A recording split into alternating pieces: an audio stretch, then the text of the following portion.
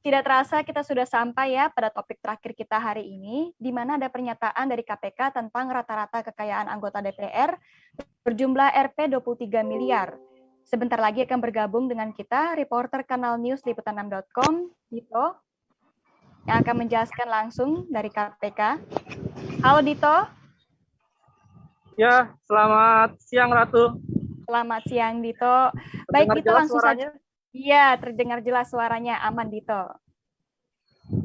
Baik, langsung saja ya kita masuk ke topik pembahasan pertama. Bagaimana pernyataan dari KPK ini Dito? Bisa dijelaskan terlebih dahulu proses hingga data ini bisa didapat?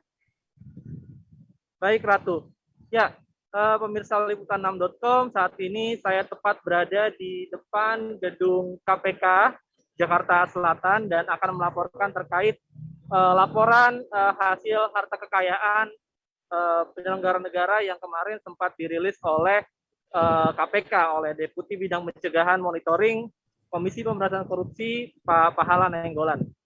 Dan perlu dicatat, dari hasil penelusuran KPK ini, dari data LHKPN yang diterima, ini periode 2019 sampai dengan 2020, Ratu. Jadi yang dirilis kemarin adalah 70,3% dari harta penyelenggara negara justru bertambah saat pandemi ini, justru menjadi tanda tanya begitu. Namun demikian ada 6,8% yang masih tetap begitu, Ratu, dan sisanya malah mengalami penurunan. Jadi mayoritas memang mengalami kenaikan yang rata-rata jumlahnya mencapai 1 miliar. Baik, berarti apakah ada kecurigaan bahwa terjadi korupsi begitu, Dito? Belum dapat disimpulkan seperti itu. Kemarin Pak Pahala Nainggolan mengatakan memang harta yang bertambah dengan jumlah yang fantastis ini tidak dapat disimpulkan dengan mencatat kalau mereka korupsi begitu, tidak, Ratu, karena menurut KPK sendiri harta-harta mereka yang bertambah ini memang sebelumnya adalah mereka yang notabene sebagai pengusaha begitu, lalu memiliki bisnis-bisnis yang memang bukan berasal dari posisinya sebagai penyelenggara negara begitu. Jadi belum bisa disimpulkan atau belum ada dugaan ke arah demikian. Baik, Dito. Berarti kebanyakan dari anggota DPR yang hartanya mencapai 23 miliar ini dari kalangan pengusaha ya, Dito?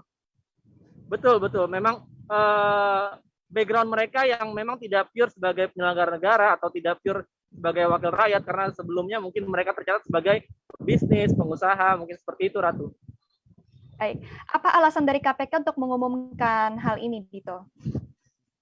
Iya, LHKPN ini memang diumumkan oleh KPK setiap periodenya sebagai transparansi daripada harta-harta para penyelenggara negara, tidak hanya anggota DPR, melainkan juga orang dari kementerian, pejabat kementerian, kemudian seluruh ASN yang memang diwajibkan untuk melaporkan harta kekayaan mereka dalam periode 1 tahun itu. Jadi KPK merilisnya sebagai bentuk transparansi. Betul. Bagaimana dengan pejabat yang eksekutif? Apakah harta mereka juga bertambah? Maaf, Ratu, boleh diulang, dengan pejabat yang apa? Dengan pejabat eksekutif, apakah harta mereka juga bertambah? Ya, menurut catatan KPK, untuk bertambahnya memang tidak bisa disimpulkan secara gamblang begitu. Namun catatan yang sempat diketahui, pejabat negara seperti Menteri Sandiaga Uno, lalu juga ada anggota Watimpres yang masuk ke dalam jajaran catatan dengan LHKPN tertinggi untuk periode LHKPN 2019-2020. Baik, apakah ini sudah merupakan hitungan yang akurat atau hanya nilai saham mereka saja yang dilaporkan ke KPK? Iya, karena LHKPN ini bentuknya bersifat personal ya, artinya apa yang dilaporkan daripada para pejabat negara dan penyelenggara negara itu tidak ditelusuri daripada pihak eksternal. Jadi pihak internal mereka yang memang mencatat, dan memang ini butuh kejujuran daripada si penyelenggara negara tersebut untuk melaporkan harta kekayaannya.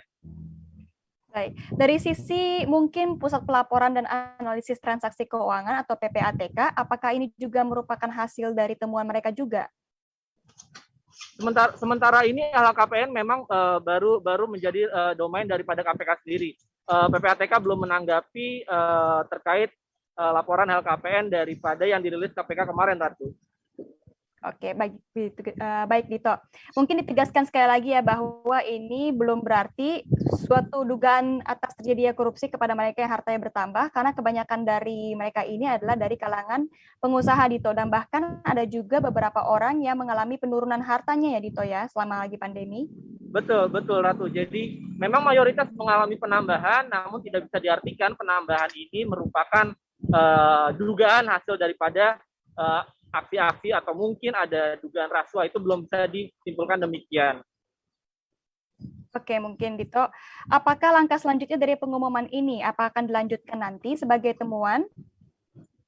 Ya, dari KPK sendiri sementara memang baru merilis hasil daripada laporan LHKPN yang diterima oleh pihak KPK.